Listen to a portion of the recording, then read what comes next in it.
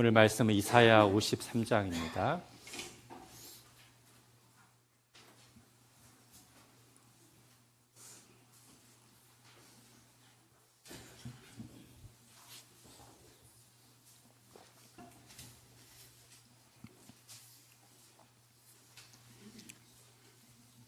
구약성경 1033페이지 이사야 53장 1절부터 12절까지 하나님의 말씀을 제가 읽겠습니다. 우리가 전한 것을 누가 믿었느냐? 여호와의 팔이 누구에게 나타났느냐? 그는 주 앞에서 자라나기를 연한 순 같고 마른 땅에서 나온 뿌리 같아서 고운 모양도 없고 풍채도 없은즉 우리가 보기에 흠모할 만한 아름다운 것이 없도다. 그는 멸시를 받아 사람들에게 버림받았으며 간고를 많이 겪었으며 질고를 아는 자라. 마치 사람들이 그에게서 얼굴을 가리는 것 같이 멸시를 당하였고 우리도 그를 귀히 여기지 아니하였도다. 그는 실로 우리의 질고를 지고 우리의 슬픔을 당하였거늘 우리는 생각하기를 그는 징벌을 받아 하나님께 맞으며 고난을 당한다 하였노라. 그가 찔림은 우리의 허물 때문이요 그가 상함은 우리의 죄악 때문이라. 그가 징계를 받음으로 우리는 평화를 누리고 그가 채찍에 맞음으로 우리는 나음을 받았도다. 우리는 다 양 같아서 그릇 행하여 각기 제 길로 갔거늘 여호와께서는 우리 모두의 죄악을 그에게 담당시키셨도다. 그가 곤욕을 당하여 괴로울 때에도 그의 입을 열지 아니하였으며 마치 도수장으로 끌려가는 어린 양과 털 깎는 자 앞에서 잠잠한 양같이 그의 입을 열지 아니하였도다. 그는 곤욕과 신문을 당하고 끌려갔으나 그 세대 중에 누가 생각하기를 그가 살아있는 자들의 땅에서 끊어짐은 마땅히 형벌받을 내 백성의 허물 때문이라 하였으리요.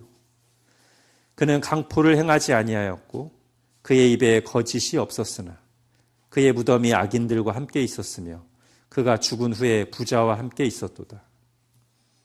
여호와께서 그에게 상함을 받게 하시기를 원하사 질고를 당하게 하셨은즉 그의 영혼을 속건제물로 드리기에 이르면 그가 씨를 보게 되며 그의 날은 길 것이요 또 그의 손으로 여호와께서 기뻐하시는 뜻을 성취하리로다. 그가 자기 영혼에 수고한 것을 보고 만족하게 여길 것이라. 나의 의로운 종이 자기 지식으로 많은 사람을 의롭게 하며 또 그들의 죄악을 친히 담당하리로다. 그러므로 내가 그에게 존귀한 자와 함께 몫을 받게 하며 강한 자와 함께 탈취한 것을 나누게 하리니 이는 그가 자기 영혼을 버려 사망에 이르게 하며 범죄자 중 하나로 헤아림을 받았음이니라. 그러나 그가 많은 사람의 죄를 담당하며 범죄자를 위하여 기도하였느니라. 아멘. 우리가 방금 읽은 이사야 선지자는 예수님이 이 땅에 오시기 700년 전에 활동했던 선지자입니다. 그 당시 남유다 왕국 백성들에게 하나님의 말씀을 전하면서 또한 앞으로 장래에 일어날 일들을 많이 예언했는데 특히 예수님에 대한 예언을 아주 많이 했습니다. 여러분, 사람이 700년 후에 일어날 일을 예언하는 것이 가능할까요? 여러분, 지금부터 700년 뒤에 어떤 세상이 될지 짐작이나 하실 수 있겠습니까? 사실은 100년 뒤도 우리가 상상하는 것도 어렵습니다. 자, 한번 이렇게 생각해 보십시오. 제가 만일 일주일 뒤에 일어날 일, 한 달 뒤에 일어날 일, 3개월 뒤에 일어날 일, 그리고 1년 뒤에 일어날 일들 여러 가지를 구체적으로 예언도 하고, 그러니까 말도 하고, 기록도 해놨는데 일주일 지나고 제가 예언하고 적어놓은 그대로 되고 다시 한 달 뒤에 역시 한 달 뒤에 있을 일을 예언한 게 그대로 되고 3개월 뒤에 역시 예언하고 기록해 놓은 게 그대로 됐습니다. 여러분 어떻게 생각하시겠어요? 매우 놀라지 않겠습니까? 그리고는 남은 하나 1년 뒤에 일어날 일을 기록해 놓은 것에 엄청난 관심을 가지면서 그 예언 또한 거의 당연히 이루어지리라고 짐작하면서 떨리는 마음으로 기다리거나 해야 될 준비를 하시지 않겠습니까?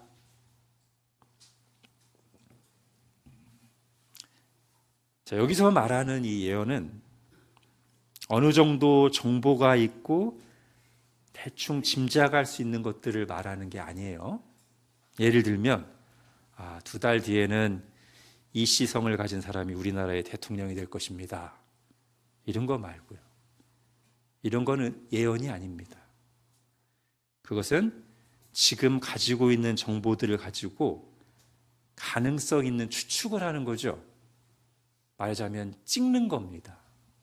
그래서 틀릴 수가 있습니다. 그렇게 안 될 수 있어요.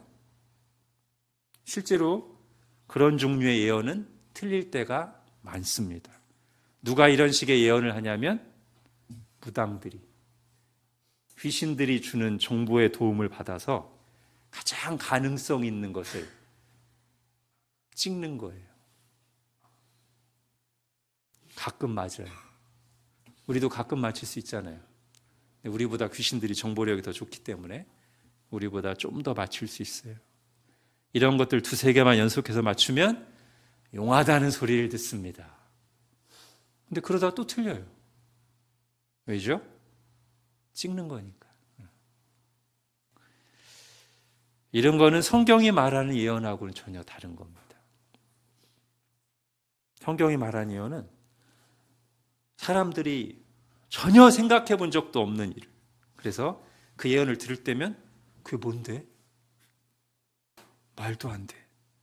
하는 일들을 디테일하게 예언하고 그것은 반드시 그대로 됩니다. 게다가 지금 이만큼 예언한 것과 100년 전에 살았던 사람이 이만큼 예언한 것과 500년 전에 살았던 사람도 이만큼 예언한 것이 어느 시점이 되자 이 3가지가 같은 시간에 하나로 연결돼서 이 3가지가 한꺼번에 그대로 성취된다면, 그런데 그런 식의 구체적인 예언과 성취가 1-2가지가 아니라 여러 번이라면 안 믿는 게 오히려 이상하지 않겠어요? 최소한 놀라면서 관심을 가져야 하지 않겠습니까? 성경은 바로 그런 종류의 예언과 성취로 가득한 책입니다. 하나님은 자신의 구원 계획을 미리 말씀하시고 때가 되면 역사 속에서 그대로 성취하셨습니다. 그걸 통해서 하나님이 온 우주 만물의 통치자이시고 역사를 다스리는 주관자라는 사실을 분명하게 보여주십니다. 다시 제가 귀신의 예언과 구별되게 분명하게 말씀드리면, 성경에 나오는 예언은 장차 일어날 일을 알아내서 맞추는 게 아니라 하나님이 계획하시고 반드시 이루실 일을 미리 알려주시는 것입니다. 알아내는 게 아니에요. 알려주시는 게 예언입니다. 이런 진정한 의미의 예언은 누구만 할 수 있을까요? 시공간을 초월한 존재, 역사를 주관하고 다스리는 존재만 할 수 있기 때문에 하나님께서는 성경에서 나 외에 이런 예언을 할 수 있는 자는 누구도 없다라고 확실하게 말씀하십니다. 하나님이 그런 예언을 하도록 선지자들을 일으키셨고 이사야 선지자도 그 중에 한 명이에요.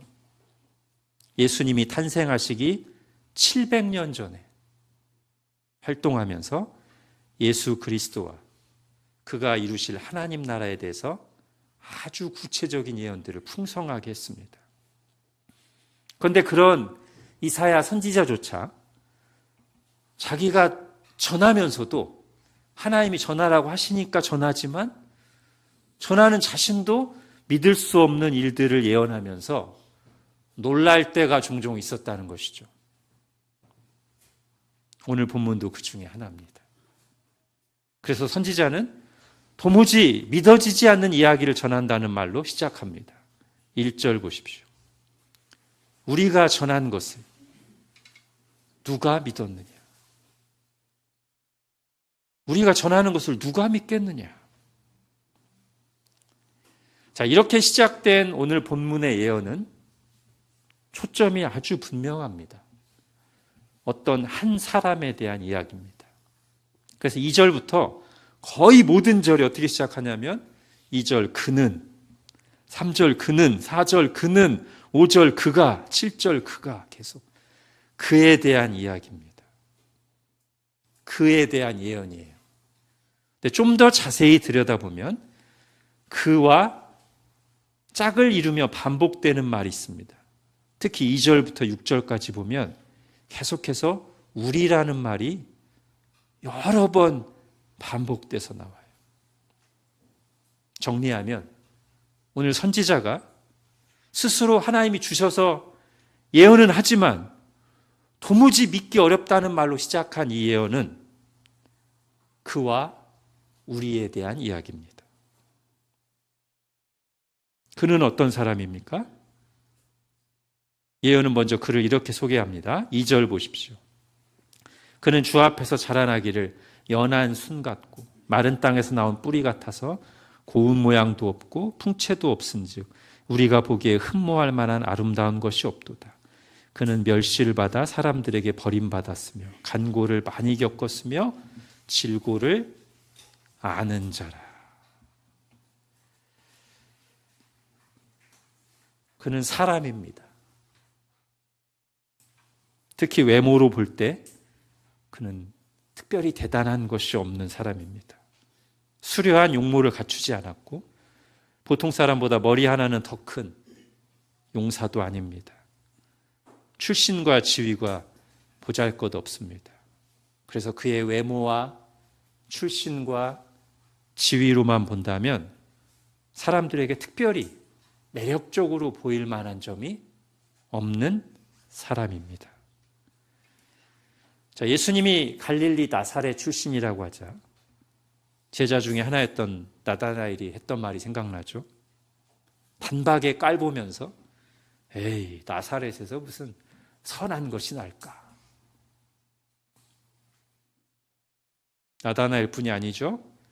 당시 주류 종교 지도자들이 예수님을 못마땅해 하고 무시했던 일들은 여러 번 있습니다. 그런 그는 사람들로부터 많은 고난을 겪었습니다. 그래서 오늘 3절에 보니까 그는 질고를 아는 자라라고 소개합니다. 그는 무시당한다는 것이 뭔지, 아프다는 것이 뭔지, 버림받는다는 것이 뭔지를 아는 사람입니다. 자, 그에게 무슨 큰 잘못이 있어서입니까? 아닙니다. 9절을 보십시오. 그는 강포를 행하지 아니하였고 그의 입에 거짓이 없었으나. 그는 온유하고 진실한 사람입니다. 11절 중간에도 보십시오. 나의 의로운 종이 자기 지식으로 많은 사람을 의롭게 하며. 하나님께서 그를 의로운 사람이라고 인정하십니다. 그럼에도 어쩐 일인지 그는 사람들에게 버림받고 멸시를 당했습니다. 많은 고난을 겪었습니다. 예수님의 마지막 시간들이 생각나죠. 제자들에게도 배신당하고 군중들에게도 야유를 당하고 로마 군인들은 그의 얼굴에 침을 뱉으며 비웃으며 조롱했습니다. 밤새 끌려다니며 신문을 받으셨고 살점이 뜯겨나가는 채찍에 맞아 걷기 힘들 정도로 짓밟히셨습니다. 마침내 골고다 언덕에서 십자가에 못 박힌 채 물과 피를 다 쏟고 죽으셨습니다. 그렇게 십자가에서 견딜 수 없는 고통을 당하는 중에도 그 앞에 있는 사람들로부터 계속해서 조롱과 비난을 당했습니다. 사람들은 그가 고난당하는 이유를 알지 못했습니다. 어떤 사람들은 그가 하나님께 죄를 지어서 당연히 벌을 받는 것이라고 생각했습니다. 오늘 4절에 그 말이 나오죠. 우리는 생각하기를 그는 징벌을 받아 하나님께 맞으며 고난을 당한다 하였노라. 사실은 전혀 그렇지가 않습니다. 그에게는 죄가 없었습니다. 오히려 그는 이 세상에서 하나님이 의롭다고 인정하신 유일한 사람이었습니다. 그가 재판을 받을 때 공식적인 재판장이었던 빌라도조차도 무려 3번에 걸쳐 그의 무죄를 공식적으로 선고했습니다. 이 사람은 죄가 없다. 3번을 선고했습니다. 그런데도 그는 왜 그토록 모진 고난을 당했습니까? 오늘 예언은 그것이 하나님의 뜻이라고 말합니다. 하나님이 원하신 일이었다고 말합니다. 10절을 보십시오. 여호와께서 그에게 상함을 받게 하시기를 원하사 질고를 당하게 하셨은지. 하나님이 그걸 원하셨습니다. 왜 그러셨습니까? 어째서 죄 없는 그에게, 온유하고 진실하고 의로운 그 사람에게 그토록 많은 고난과 멸시와 버림받음과 죽음을 내리기를 원하셨습니까? 오늘 예언에서 가장 많은 부분을 차지하는 내용이 바로 그 부분이죠. 그가 고난받는 이유를 설명하는데 오늘 본문에, 오늘 예언의 대부분이 할당되고 있습니다. 그리고 아마도 그 부분이 선지자가 1절에서 놀라면서 도저히 믿어지지 않는 이야기라고 말한 주된 이유일 것입니다. 그가 고난받은 이유가 무엇입니까? 우리 4절부터 6절까지 같이 천천히 읽겠습니다. 시작. 그는 실로 우리의 질고를 지고 우리의 슬픔을 당하였거늘 우리는 생각하기를 그는 징벌을 받아 하나님께 맞으며 고난을 당한다 하였노라. 그가 찔림은 우리의 허물 때문이요 그가 상함은 우리의 죄악 때문이라. 그가 징계를 받음으로 우리는 평화를 누리고 그가 채찍에 맞음으로 우리는 나음을 받았도다. 우리는 다 양 같아서 그릇 행하여 각기 제 길로 갔거늘 여호와께서는 우리 모두의 죄악을 그에게 담당시키셨도다. 아멘. 한마디로 그의 고난과 죽음은 우리 대신 받은 것입니다. 우리를 위해 받은 것입니다. 지금 읽은 4절부터 6절뿐이 아닙니다. 사실은 그 다음에 이어지는 본문의 대부분도 이 사실을 거듭 반복해서 말하고 있습니다. 8절을 보십시오. 그는 곤욕과 신문을 당하고 끌려갔으나 그 세대 중에 누가 생각하기를 그가 살아있는 자들의 땅에서 끊어짐은 마땅히 형벌받을 내 백성의 허물 때문이라 하였으리요. 여기서 1절과 연결되지 않습니까? 우리가 전한 것을 누가 믿었느냐? 누가 생각하기를 그가 살아있는 자들의 땅에서 끊어짐은 마땅히 형벌받을 우리의 허물, 내 백성의 허물 때문이라 생각하였으리요. 10절도 보십시오. 여호와께서 그에게 상함받게 하시길 원하사 질고를 당하게 하였은즉 그의 영혼을 속건제물로 드리기에 이르며, 죄를 속하기 위한 제물이죠. 11절 끝부분에도 또 그들의 죄악을 친히 담당하리로다. 마지막 12절 끝부분에도 그가 많은 사람의 죄를 담당하며. 예, 오늘 이사야 53장의 예언은 이것이 주제입니다. 대속이죠. 대속. 대속이란 말은 대신 속죄하는 것입니다. 즉 대신 값을 치르고 죄를 용서하는 것입니다. 구속이라는 말도 비슷한 말이죠. 값을 치르고 구원하는 것입니다. 사실 이사야 선지자가 활동하기 전에도 하나님은 이 대속이라는 방식으로 우리 죄를 용서하시고 구원하신다는 것을 충분히 보여주셨습니다. 대표적으로 유월절 어린 양, 그죠? 애굽에서부터 그들을 구원하실 때 맨 마지막 재앙에서 진정한 구원은 애굽의 압제로부터의 구원이 아니라 죄로부터의 구원이라는 사실을 보여주기 위해서 이 10번째 재앙을 내리셨어요. 그때 뭐를 잡습니까? 어린 양을 잡습니다. 유월절 어린 양이죠. 그 유월절 어린 양이 대신 피를 흘려 죽음으로 그 피가 묻어있는 집 안에 있는 사람들은 아무 자격과 공로가 없어도 그 어린 양의 죽음 때문에, 그 어린 양이 흘린 피 때문에, 그 대속의 은혜로 심판을 면하고 구원을 받았습니다. 그때부터 시작돼서 하나님은 이스라엘 백성들에게 계속 속죄 제사를 드리게 하셨죠.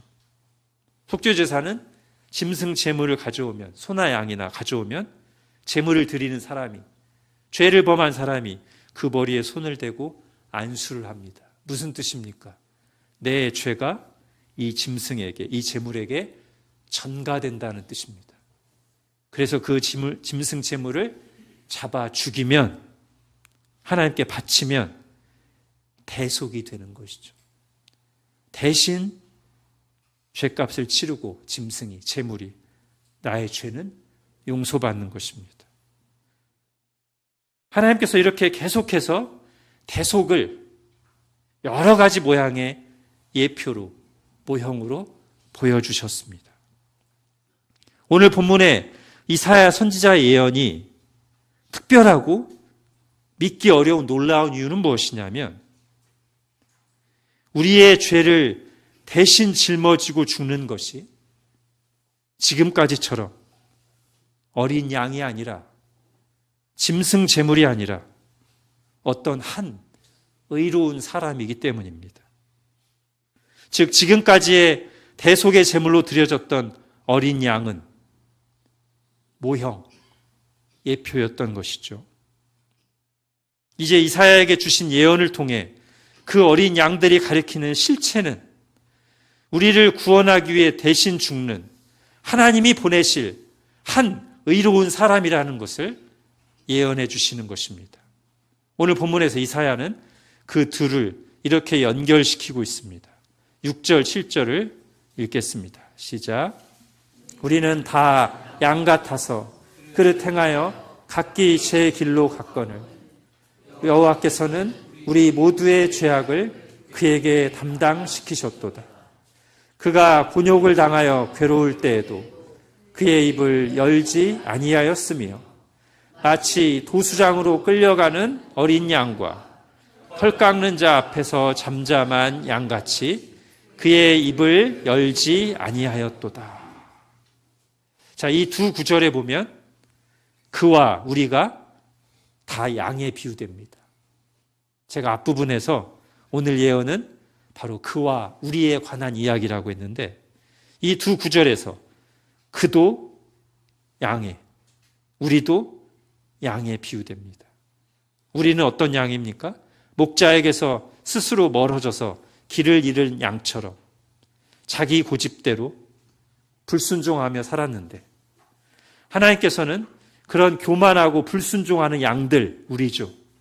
그 양들을 대신해서 한 순결하고 순종적인 양을 죽이셨습니다. 그 양은 제 갈 길로 가던 다른 양들 대신 곤욕을 당하여 괴로울 때에도 그의 입을 열지 아니하였습니다. 탓하거나 원망하지 않았습니다.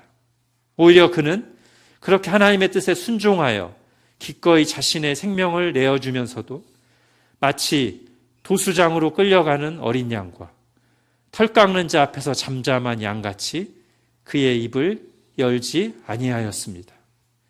그렇게 여호와께서는 우리 모두의 죄악을 그에게 담당시키셨습니다.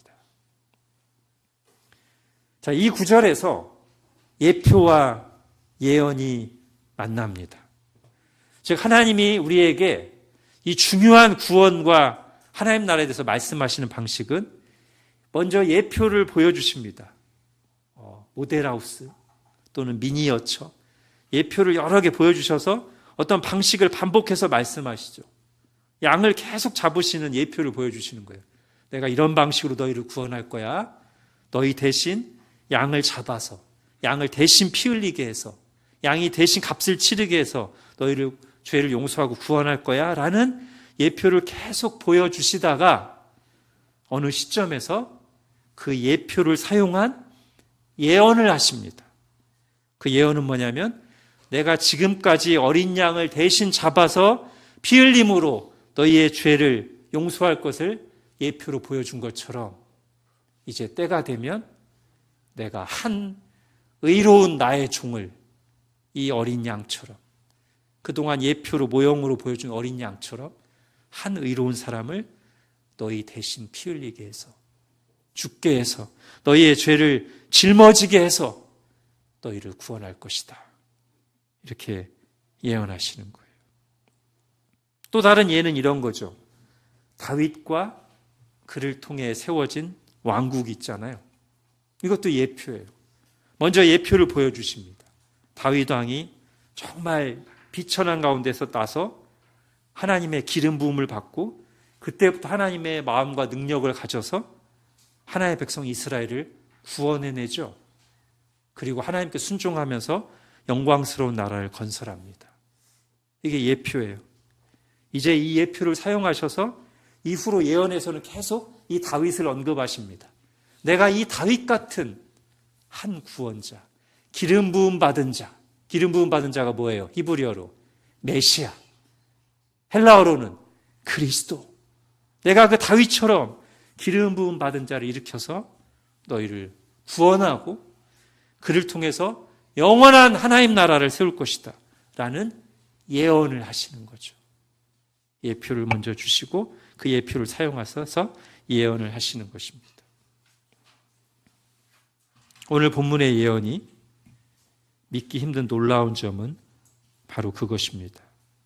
장차 오실 그리스도가 메시아가 우리를 구원하는 방식이 다름 아닌 유월절 어린 양처럼 속죄제사에서 드려진 제물들처럼 그분이 우리의 죄를 대신 짊어지고 우리 대신 멸시와 고난과 죽음과 버림받음을 당하고 그렇게 함으로써 우리를 구원하신다는 사실 때문에 믿기 어려운 것입니다.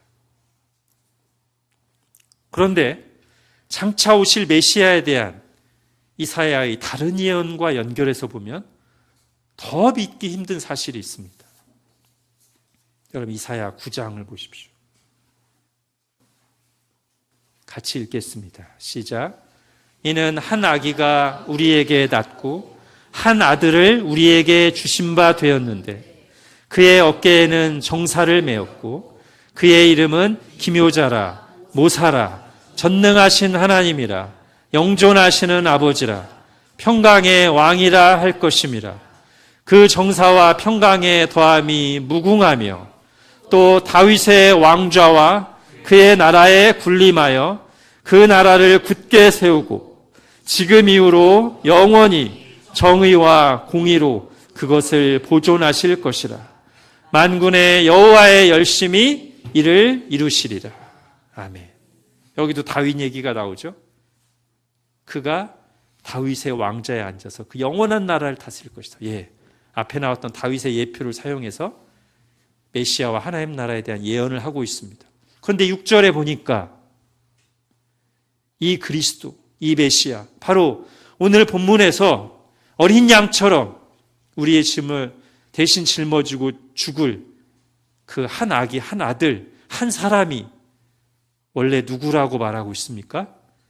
전능하신 하나님, 영존하시는 아버지라고 말하고 있습니다.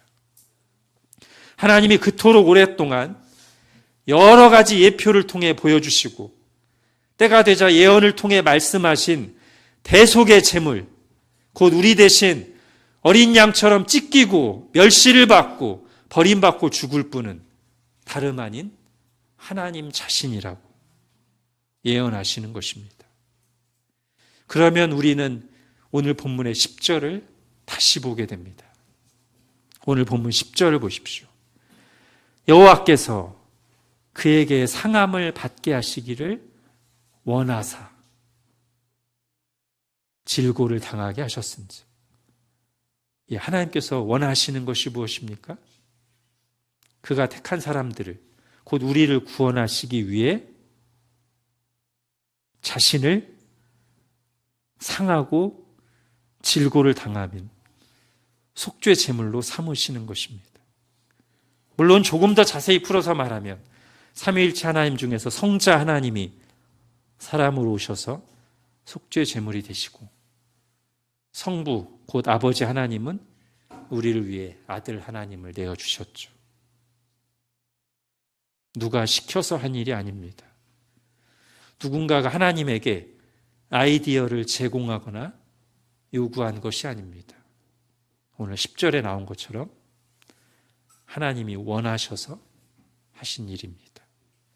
삼위일체 하나님이 스스로 계획하시고 아무도 짐작조차 하지 못할 때 여러 가지 예표와 예언으로 그 계획을 미리 말씀하시다가 때가 되자 성취하신 것입니다. 왜 이렇게 하셨습니까? 성경은 그 이유를 이렇게 말합니다. 여러분 요한일서 보십시오. 같이 읽겠습니다. 하나님의 사랑이 우리에게 이렇게 나타난 바 되었으니 하나님이 자기의 독생자를 세상에 보내심은 그로 말미암아 우리를 살리려 하심이라.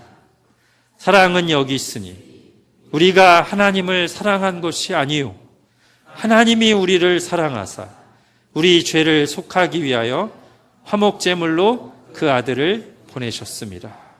아멘. 그 이유는 하나님이 우리를 사랑하시기 때문입니다. 하나님이 사랑의 하나님이기 때문입니다. 방금 읽은 요한일서 4장 10절은 마치 오늘 본문 이사야 53장을 요약해 놓은 것 같은 말씀입니다. 그런데 잘 보면 초점이 분명하게 구별되죠. 오늘 이사야 53장의 예언에서는 하나님이 우리를 구원하시는 방법인 대속에 초점을 두고 있습니다. 대신 죽으시고 대신 버림받으시고 대신에 대속에 초점을 두고 있다면 방금 읽은 요한일서 4장 10절에서는 우리를 구원하시는 하나님의 사랑에 초점을 두고 있습니다.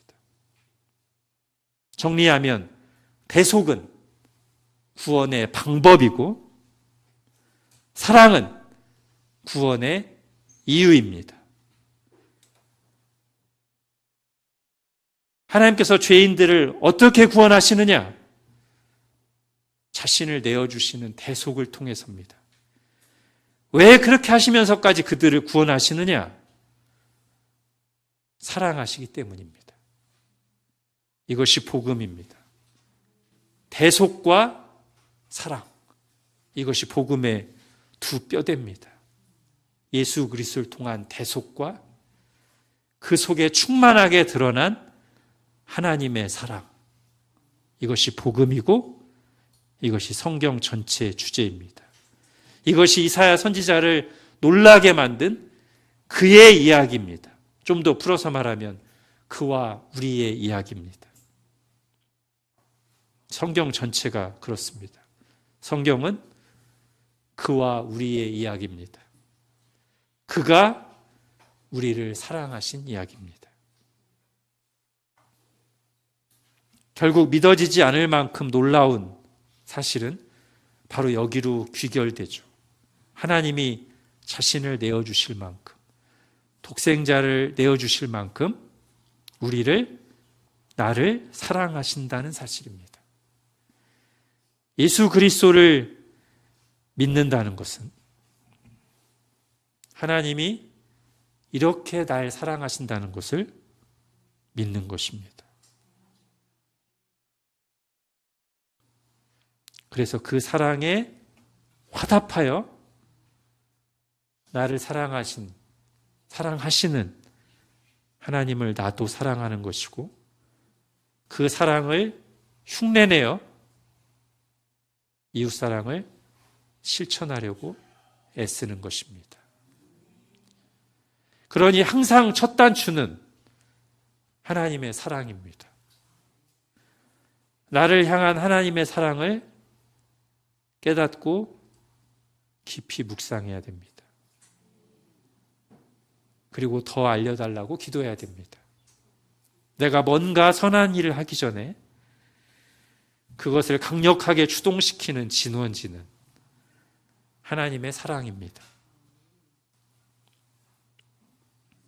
부모가 자기 자신보다 사랑하는 자녀에게 장난감을 통해, 그림책을 통해, 맛있는 것으로 가르치고 책망하는 것으로, 이 모든 것을 통해서 결국 말하고자 하는 제일 중요한 것이 뭐겠습니까? 내가 너를 사랑한다 아니겠습니까? 너는 내 자식이다 아니겠습니까?